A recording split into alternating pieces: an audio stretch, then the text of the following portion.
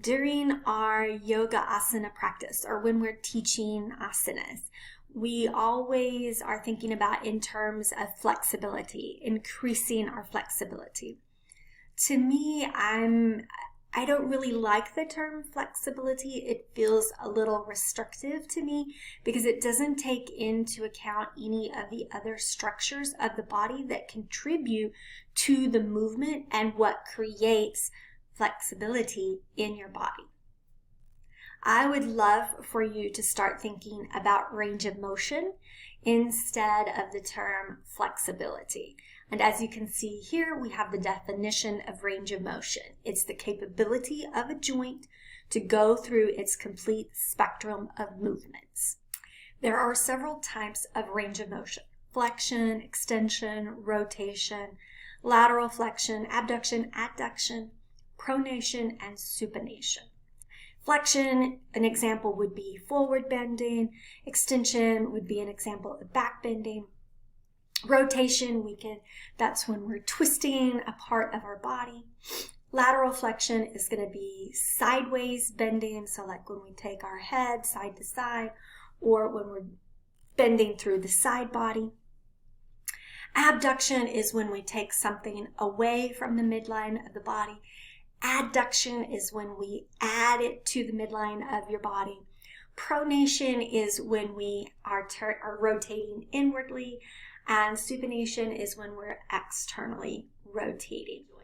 And that's going to be something to really keep in mind, because in all of the postures, you're going to have at least one of these movements, if not two or three. Some postures create flexion and extension. Some create rotation and supination. Some create extension and rotation. So it's just going to depend on, as you're going through the postures, what range of motion is happening within that posture. Something else I want to point out here when we're talking about range of motion. For all of the joints in the body, there is this normal or standard range of motion. It's truly an arbitrary number, and if you can move beyond that standard range of motion, if you move outside of that range of motion, that's considered to have hypermobility in your joints.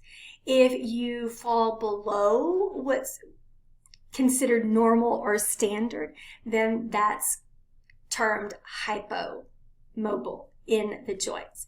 And because unfortunately it can set us up for judgments, self-judgments, criticisms, or looking at other people and making a judgment on where we think they should or shouldn't be in a posture. And it also creates false beliefs around things.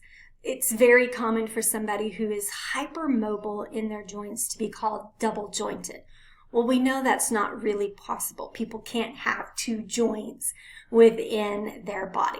As I mentioned earlier, when we use the term flexibility, that really tends to have us only focused on muscles. But there are different parts of the body, different structures that go into range of motion. And therefore, there are factors that influences a person's degree in their range of motion. And those are going to be things like the type of joint, internal resistance, the bony structure, and even the elasticity of the tissue, whether it's the muscle or the ligaments or the tendons. That's all going to factor into a person's range of motion. And some of that is outside of the control of the individual. For example, the type of joint and the bone structure. There's me and the way I was born, I have no control over what is the structure of my bones. I do have some control of the elasticity in my muscles and the surrounding tissue.